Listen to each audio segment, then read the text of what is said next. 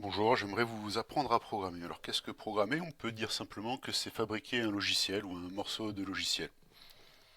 Ça peut même se réduire à quelques instructions qui ont pour but de produire un résultat. Donc, la manière la plus directe de créer son premier programme serait d'aller sur Internet, de télécharger un logiciel qui s'appelle Spider. Donc, vous pouvez dans Google écrire télécharger Spider, entrer, aller sur le site officiel, cliquez sur télécharger, download, cliquez ici. Euh, voilà, download, bim. Vous prenez la version 3.7 ici, s'il vous plaît. Vous acceptez.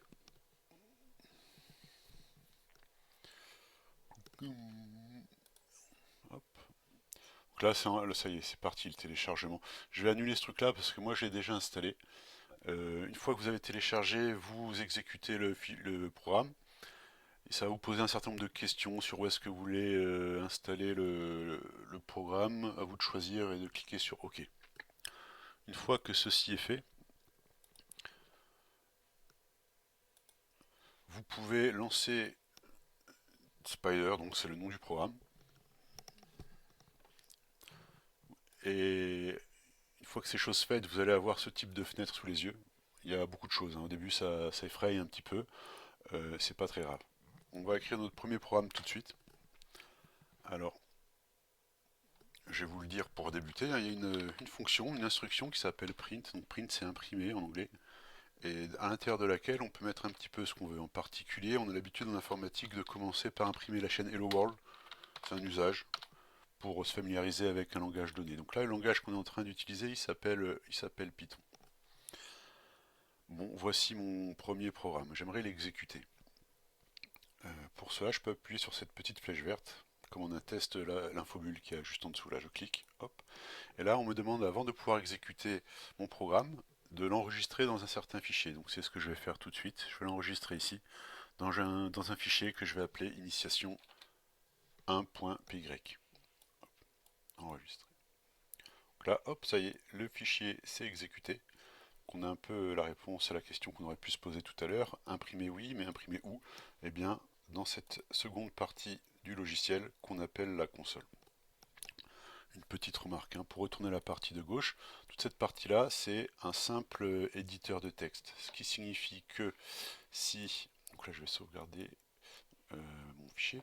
Si je vais dans un explorateur de fichiers, pardon, si je vais dans mon explorateur de fichiers, que je vais trouver le fichier que je viens de créer à l'aide de Spider ici, je peux l'éditer avec un autre logiciel, hein. Si je le modifie ici, allons-y pour imprimer une seconde chaîne de caractères. Une chaîne de caractères étant un ensemble de lettres ou de chiffres ou de symboles quelconques entre guillemets. Vous voyez, la modification est apparue directement ici dans cette partie du logiciel. Okay. Si je réexécute, bim, j'ai l'affichage des deux instructions. Bon, que dire maintenant? Donc, cette console, hein, on peut s'amuser à tester des choses. Si je fais print par exemple 45, ça m'affiche 45. Bon, très bien. Voilà. Alors maintenant, j'aimerais vous parler des variables, hein. Un ordinateur se distingue des autres machines par sa faculté à se souvenir, hein. C'est une machine qui a de la mémoire. Mettons par exemple que je veuille enregistrer, je sais pas moi, le nombre 3 quelque part. Je peux utiliser la syntaxe suivante, par exemple x égale 3. Alors rien n'apparaît à l'écran. On pourrait se dire que cette instruction n'a aucun effet.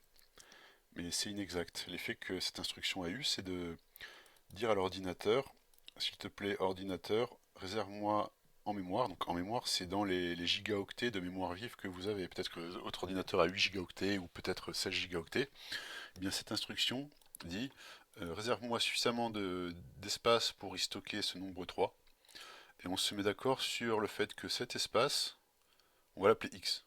Donc si je tape x ici, la console me dit qu'il y a 3 dans x. Je peux faire aussi print x. Et là, ça va m'afficher simplement 3. Bon, le nom de variable, on peut mettre ce qu'on veut. Hein. On peut mettre par exemple prix égale 100. Si vous voulez représenter un prix à l'aide de votre variable. On peut mettre aussi par exemple TVA égale 0, je sais plus combien c'est, j'ai mis 0, peut-être pas quand même. Donc là, la flèche du haut, vous pouvez remonter dans l'historique, qui peut être assez pratique. Là, j'appuie sur la flèche du haut du clavier. Mais on va mettre plutôt TVA égale 0,19,5, comme ça. Hop. Ce qui me pousse à vous dire un mot sur la partie supérieure droite du logiciel. Ici, on a un onglet explorateur de variables. Regardez un peu, ici on a toutes les variables qu'on a déclarées. On dit qu'on a déclaré des variables, qu'on a créé des variables, et on dit qu'on a initialisé des variables quand on a mis des valeurs à l'intérieur.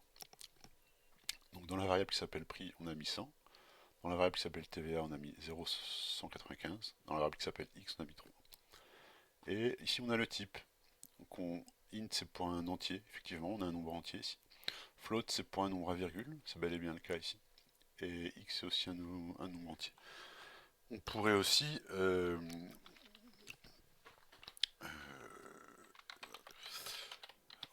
enregistrer dans une variable autre chose que des nombres, par exemple des chaînes de caractères. Si je mets bonjour, ici, que j'appuie sur entrée, on voit ici que dans la variable qui s'appelle phrase, j'ai stocké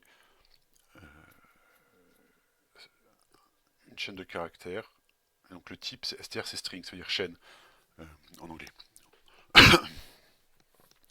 Bien, donc là, voilà, le premier programme est fini. Plusieurs questions se posent. Hein, que faire maintenant? Comment j'ai su que en Python, j'avais la commande print qui me permettait d'afficher quelque chose à l'écran quand j'exécutais mon programme, ici. On va répondre à cette question tout de suite. Hein. Si vous voulez apprendre l'anglais, vous allez au moins utiliser un dictionnaire d'anglais pour savoir l'ensemble des mots que propose la langue. Hein. Il existe la même chose en informatique. À nouveau, on retourne sur Internet. Et il y a tout un tas de fonctions, et de mots-clés préexistants par rapport à votre programme que vous allez pouvoir utiliser. Built-in, ça veut dire d'usine. Les fonctions d'usine, on pourrait dire, du langage Python. Donc, allons voir ce qu'on a un petit peu ici. Donc on va prendre une très bonne habitude d'emblée, c'est lire la documentation du langage. Donc, vous voyez ici, j'ai toutes ces fonctions-là. Je pourrais m'amuser à les tester toutes. Il y en a des faciles, il y en a des plus compliqués à comprendre. Nous, on a utilisé simplement la fonction d'impression d'une chaîne de caractères. Donc print ici. Bon, lire la doc, ça c'est très très rebutant au début. C'est en anglais, ça a l'air un peu abscon. C'est pas très grave, on peut zapper dans un premier temps. Print, peut-être on va voir s'il y a des choses qu'on comprend assez facilement. Max, on comprend, je pense, sans trop se poser de questions. Essayons. Max, je mets 45 et 39. On espère bien que la fonction va nous retourner 45. Ah ben c'est bel et bien le cas. Tiens, excellent. Et si je mets par exemple max de bonjour et de ciao, est-ce que ça a du sens pour mon langage? Ah tiens, j'ai oublié le haut, c'est pas très grave. Mais il nous dirait que ciao est plus grand que bonjour. Dans quel sens on pourrait donner à ce truc-là?